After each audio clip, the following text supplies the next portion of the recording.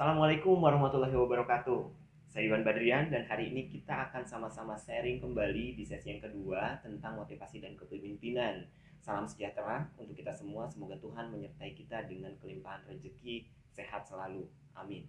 Baik, sebelumnya saya sudah sharing dengan teman-teman semua tentang motivasi kerja, definisinya, teori-teorinya, serta implementasinya dalam lingkungan organisasi. Dan hari ini saya coba akan kembangkan kembali dengan motivasi, kepemimpinan, serta aspek lain dan job lain yang harus dikuasai oleh seorang pemimpin di era kontemporer. Di antaranya adalah bagaimana menilai evaluasi kinerja dari karyawan. Ini adalah sebuah hal yang sangat penting teman-teman semua di era kontemporer karena setiap orang ingin dinilai apakah dia sudah bisa mencapai kinerjanya dengan baik ataupun tidak, bagaimana improvement yang harus dilakukan. Alright, ya. Baik, sekarang kita akan melihat bagaimana sebetulnya peranan seorang pemimpin di era kontemporer. Memimpin itu pastinya memiliki sebuah tugas dan tanggung jawab yang berat gitu. Karena apa? Anda sebagai role model. Selain itu teman-teman semua, Anda seperti membawa sebuah gerbong di mana arah dan tujuannya harus tercapai. Oke. Nah, yang pertama yang akan saya bahas adalah tugas dan tanggung jawab seorang leader ataupun seorang manajer di lingkungan organisasi Anda. Sebelum ke sana, Anda bisa mencari apa itu perbedaan antara manajer dan leader sesungguhnya menurut referensi-referensi yang bisa Anda baca. Saya tidak mungkin membahasnya hal ini karena waktu kita terbatas. Ini menjadi sebuah quiz buat Anda, silakan Anda mencari. Oke, yang pertama tugas seorang leader atau seorang pemimpin adalah bagaimana dia memotivasi. Karena apa? Ketika motivasi yang baik, maka seseorang itu bisa meningkatkan dan menunjukkan dedikasi yang baik terhadap lingkungan organisasi sehingga berdampak terhadap produktivitas yang semakin meningkat.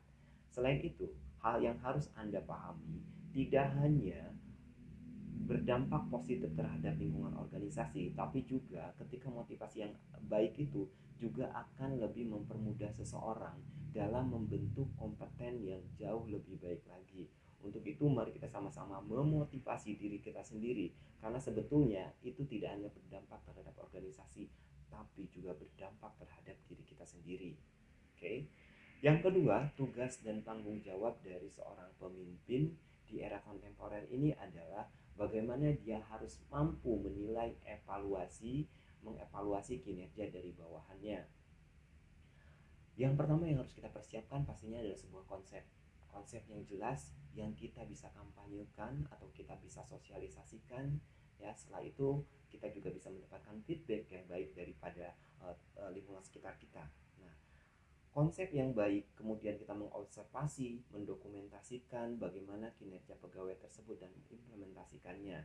Setelah kita mendapatkan hal tersebut, kita bisa melihat apakah seseorang itu memang motivasinya sudah baik atau masih rendah, apakah kinerjanya sudah baik ataupun memang masih kurang. Berarti kita akan melangkah kepada tugas dan tanggung jawab yang selanjutnya, yaitu adalah bagaimana memberikan balikan ataupun memberikan satu pelatihan terhadap member kita.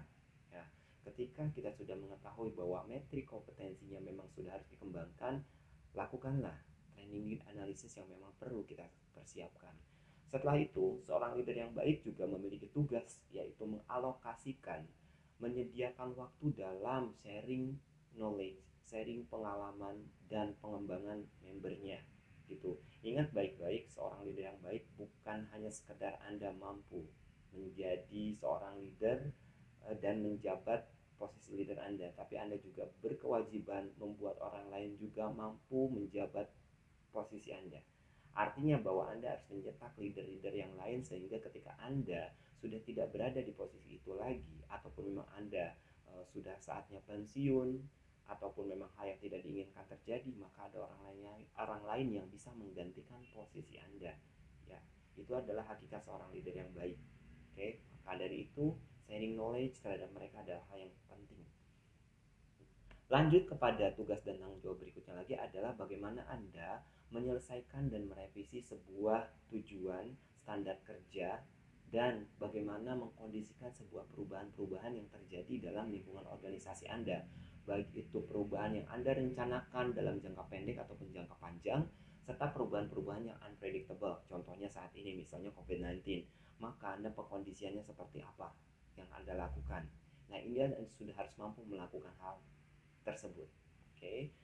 Hal yang lain yang tak kalah penting sebetulnya teman-teman, seorang leader yang baik juga harus memperkuat perilaku yang efektif terhadap karyawannya gitu. Menuju ke arah yang jauh lebih baik di mana kita sudah sama-sama sepakati bersama. Oke.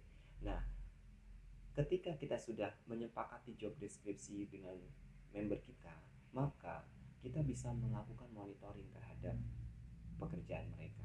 Oke.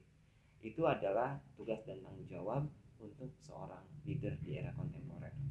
Saya review. Yang pertama tadi adalah memotivasi, yang keduanya adalah melakukan evaluasi kinerja, ketiganya ada memberikan balikan ataupun pelatihan yang harus dilakukan. Kemudian kita juga harus mengalokasikan waktu untuk pengembangan dia. Berikutnya lagi adalah bagaimana pengkondisian di saat-saat yang unpredictable atau mengkondisikan perubahan yang sudah Anda rencanakan. Dan terakhir adalah bagaimana Anda melakukan sebuah perubahan-perubahan perilaku yang lebih efektif terhadap member Anda. Oke, saya Yulian Badrian. Terima kasih banyak atas perhatian Anda. Kita ketemu lagi di lain kesempatan. Salam kompeten dan assalamualaikum warahmatullahi wabarakatuh.